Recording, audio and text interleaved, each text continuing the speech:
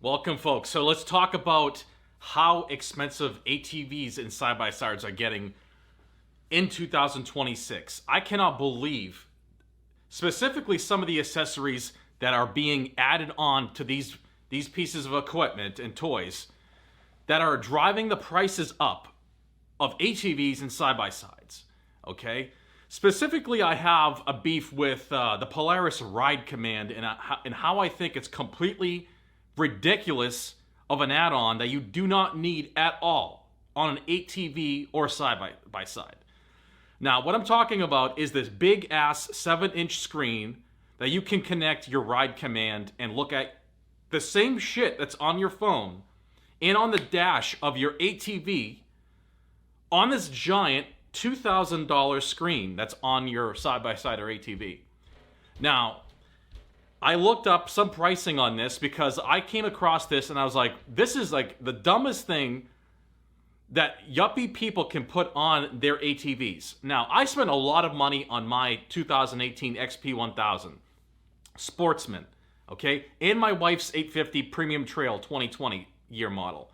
Those were freaking expensive ATVs. Mine with the plow and everything, once I got out of the dealer, with the warranty that I chewed down and got like half price, I spent like $15,000, okay? My wife's was like $11,000 when we bought it in 2020.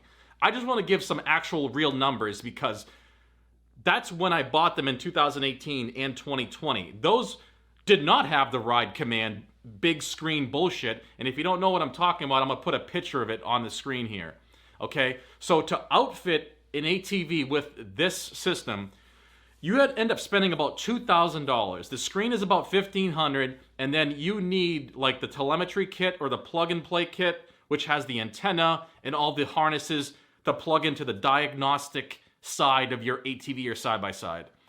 Now, you can have it without the screen and use your phone with that kit, which is about $340.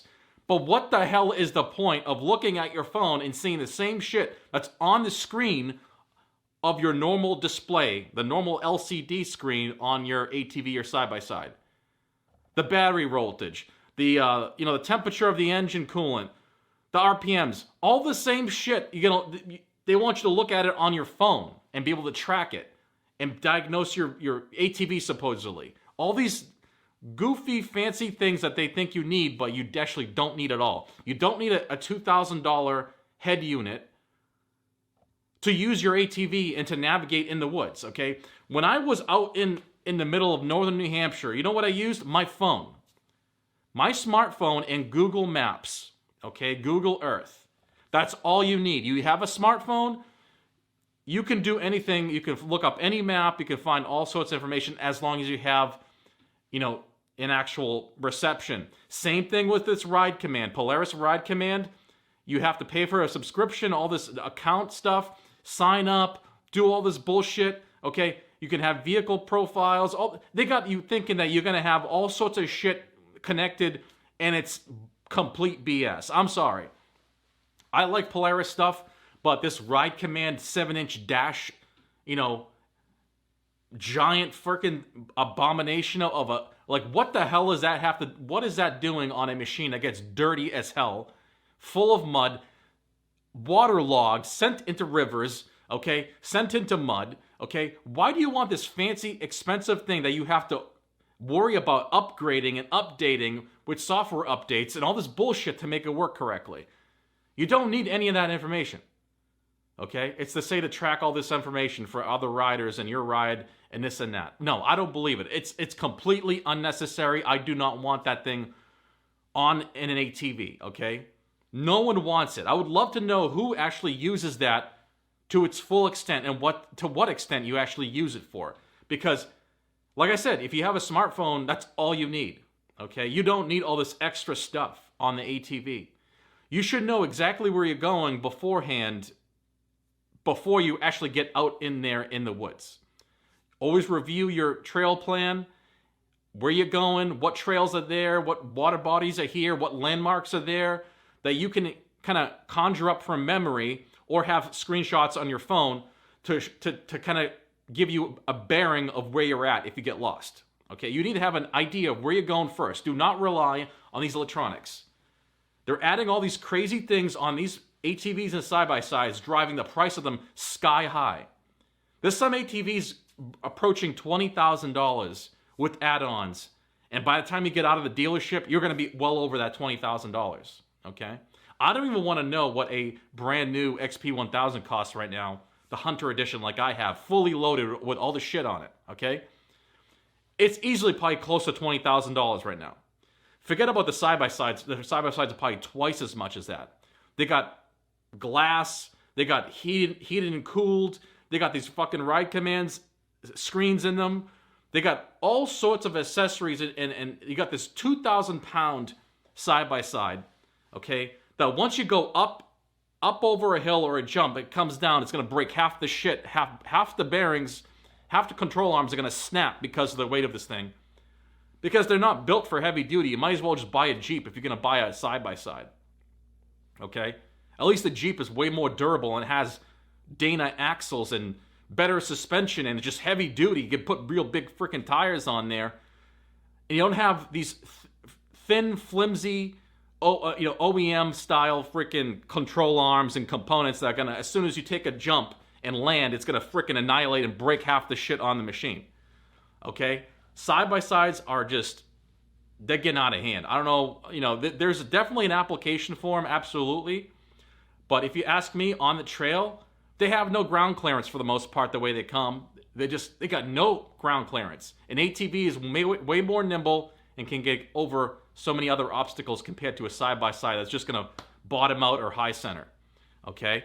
And they get beat up. There's some trails in northern New Hampshire where, well, Jericho specifically, where they ban side-by-sides from going down that trail. And why is that? Because they're going to bottom out and destroy the machine, specifically rentals. Okay, the rentals up in Jericho, you cannot go on certain trails because you will avoid the warranty and you're going to be 100% responsible for that machine. There's people that leave them stuck in there. There's people that still go on those trails that are prohibited for side-by-sides, rental side-by-sides. I wouldn't even go there with my own personal side-by-side because there's so many rocks, it's really tight, you're going to high center and get stuck, okay? And then you got to get recovered by a special unit. So the prices of ATVs and side-by-sides, not only inflation is killing the price and driving the price up, but all these bells and whistles and add-ons like this stupid $2,000 ride command. Okay, that's what it's going to cost for you to outfit like a machine that does not have that ride command screen. That big-ass 7-inch color screen is what I'm talking about. $2,000 for you to buy like the mounting kit, the plug-and-play kit, the install kit, the bullshit, whatever the hell else, the antenna, the telemetry kit. There's like 3-4 other things you have to buy for it to work. Okay, not just the screen.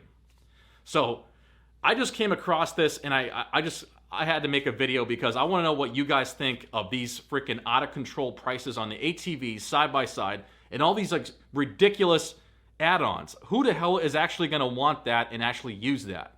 Okay?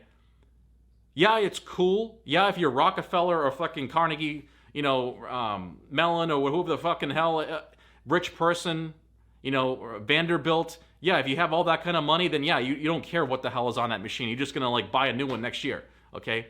They're going to use them and abuse them, and all the bells and whistles doesn't matter. It's just money to them. But if you're not Carnegie or freaking, Vanderbilt or freaking Rockefeller, what the hell are you doing with a goddamn 7-inch color screen on your off-road vehicle, on your ATV that's going to get covered in mud and dirt and rocks and gravel and all sorts of crap? It's just unnecessary. So let me know what you guys think about these crazy add-ons, and I would love to know your comments and opinions on that. So place them right down below, and let's keep the conversation going. I'm going to do more of these kind of rant videos and, comment reviews and viewer comments that are completely ridiculous and funny that I think are hilarious and made by critics talking about, how they plow with ball tires and a manual plow. All this stuff, okay? Check it out. I want to see you in the next video. Take it easy, guys.